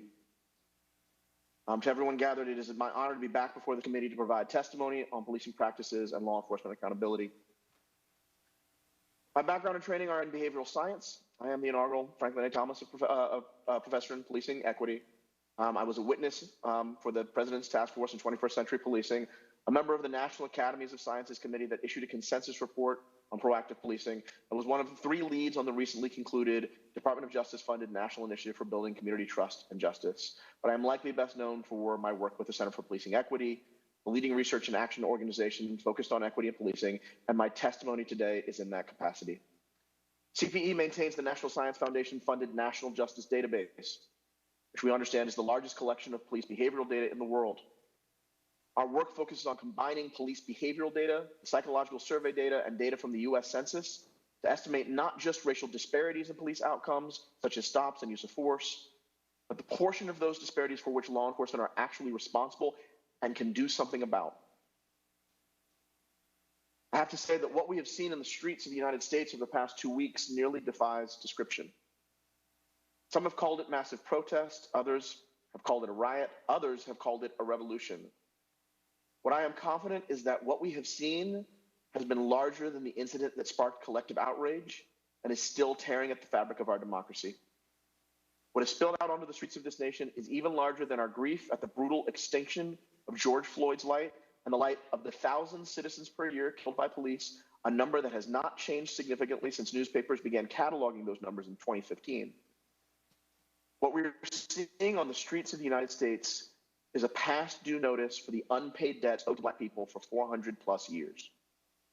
If the responses to this moment are not proportional to that debt, I fear we will continue to pay it with interest again and again and again.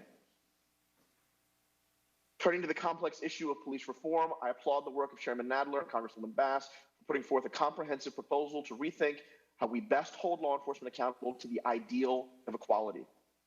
The Justice and Policing Act of 2020 contains a number of critical reforms, including banning neck restraints and creating a national registry of police misconduct. In my capacity at CPE, however, I want to spend a moment focusing on what science says about bias in policing. I feel it's important to set a baseline, especially with all of the false information circulating in media, given the general vacuum in the ecosystem on evidence in this area. First, there is no doubt that Black, Native, and Latinx people in this country have more contact with law enforcement than do white people. There's also relative agreement that where there are fewer public services, so fewer drug treatment, mental health, job training programs, law enforcement has more contact with residents. There is evidence of racial bias in who was contacted by police and who was targeted for force. However, it is also the case that clearly not all the disparities we see are from police policy or behavior. It is some, but not all. Given this understanding of bias in policing, what are we to do? As we've already heard today, the most recent debate is between institutional reform and defunding the police. While there is no quantitative research literature on abolishing policing, there are reasons to believe that many within Black communities are not fully aligned with this vision. Historical and polling research reveal that Black communities support less biased and less deadly law enforcement more than eliminating it. But with the mood of the nation changing so quickly, so too may these attitudes. And still, to the degree that a path forward involves using police budgets to invest in Black communities, the process must be led by evidence. Evidence about what programs work, both in policing and in communities, and evidence about where cities can safely receive a higher return on their investment in community empowerment. And regardless, there is no need to wait for a decision on police budgets to invest in our most vulnerable communities. Wherever the country lands on police budgets, we can all agree that communities that have the resources to solve their own problems and do not need to call the police in the first place are safer communities that are better equipped to realize the American dream. There is no reason to avoid this obvious truth, and there is no reason not to act on it now. As I previously mentioned, the Justice and Policing Act of 2020 contains the best federal police reform package of the bills I have seen before this Congress, and CPE supports its passage. Many of our partners in law enforcement, the chiefs who are experts on public safety, support many of its provisions, especially the federal ban on neck restraints and the implementation of a national registry of police officers who have been fired for misconduct. These reforms are long overdue, and such common sense reforms should be enacted immediately. More specifically and briefly, I want to emphasize the need for a national registry of police officers who have been fired for misconduct is a reform that will increase transparency and the public's trust in law enforcement agencies. Doctors and lawyers, those tasked with protecting life and liberty, as officers have to do both on their jobs every day, those, along with many other professions, are required to be licensed, and their employment data are shared across state lines by appropriate entities and in appropriate ways. Without such a registry for law enforcement, Dr. Goff. Your 5 minutes have expired. Our next witness is Mark Morial. Mark Morial is the president and CEO of the National Urban League. Mr. Morial also served as mayor of New Orleans from 1994 to 2002. He received his JD from Georgetown Law School and his BA from the University of Pennsylvania. Mr. Morial, you may begin. Thank you very much, Chair Nadler and Ranking Member Jordan, members of the committee. To Representative Bass, thank you for your incredible leadership on this issue. First, we at the National Urban League strongly support the passage of the Justice in Policing Act. And to Mr. Floyd and Ms. Underwood Jacobs, I join in sharing our thoughts and our prayers with you on your losses. Your courage is admirable. Thank you very much. Between 1882 and 1968, that's an 86-year period, 4,742 people, mostly black, were lynched in the United States. These murders were turned into public spectacles, with people being tortured, mutilated, and burned in front of hundreds of spectators, mocking their deaths. In 1922, the United States House of Representatives had the courage to pass a bill to make lynching a federal crime. However, white supremacists in the United States Senate filibustered that bill and blocked 200 attempts to pass that bill, a blockage which continues to this day in the United States Senate. Imagine if in 1922, the Congress of the United States had demonstrated the courage to make lynching a federal crime, how many of those 4,742 people would not have died? Today, we look at most recent history, and we see from 1954 to 1965, dozens of civil rights activists were murdered, including the 4 little girls at that Birmingham church in 1963. But this Congress, in 1964 and 1965, this Congress with bipartisan majorities and the courage of a Southern president who had previously supported segregation, demonstrated the courage and the conviction to pass the 1964 Civil Rights Act, the 1965 Voting Rights Act, and the 1968 Fair Housing Act. Since 2013, when Trayvon Martin was killed in Florida, 1,291 black people have been shot and killed by the police.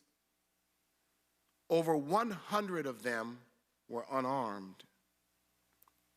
And now, in 2020, as we stand just 6 years away from the 250th anniversary of this nation, before the eyes of the world, George Floyd was lynched on the streets of Minneapolis, Minnesota.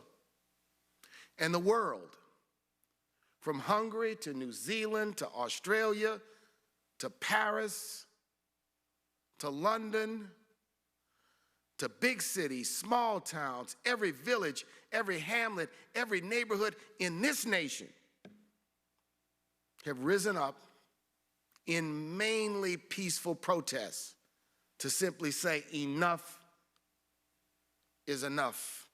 Enough is enough, and Black Lives Matter.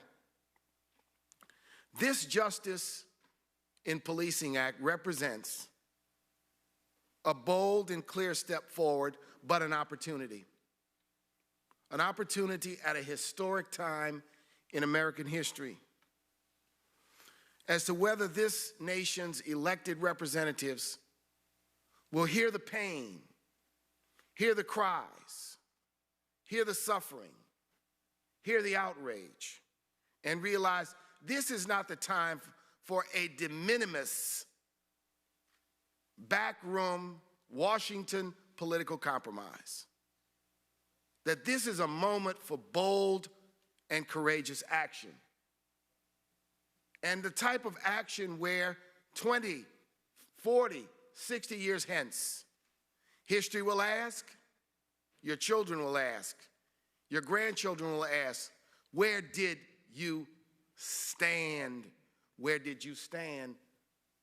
This is a moment not of politics. This is not a moment of black or white. This is a moment of morality. It's a moment of human decency. This act does a number of things. It bans some practices that we all know have to be banned. Chokeholds, no-knock warrants, racial profiling.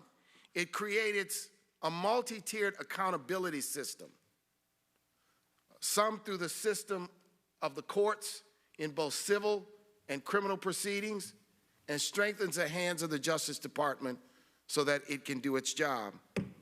It also suggests Thank you, Mayor Morial. an accreditation program. So let me just say one last thing, Mr. Chairman, if you'll indulge me, and I'll go back to what I said earlier. I'm asking this Congress, this body, and the United States Senate to recognize the gravity of this moment and the importance of this time, and to stand with the people of this nation to say enough is enough, Black Lives Matter. Thank you, Mayor Morial. We've now heard from all the witnesses before the committee. The committee will now stand in recess for 45 minutes for lunch. As a matter of safety, there will be no eating in this room. The committee will reconvene in 45 minutes.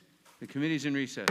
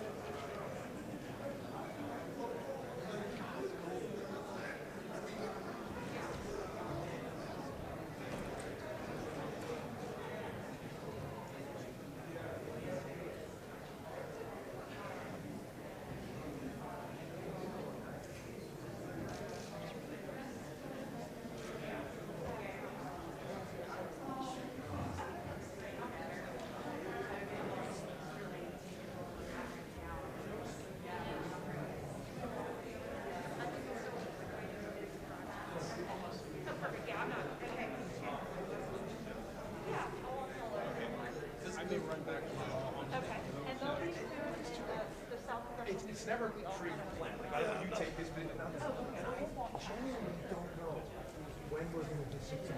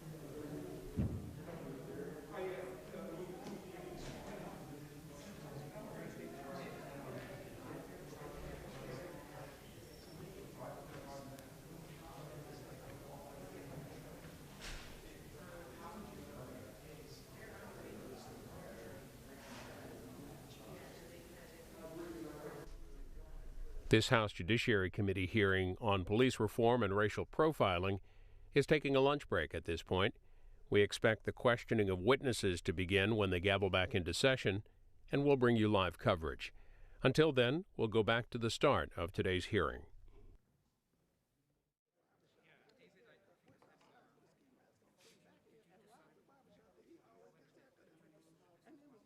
Yeah, one by one.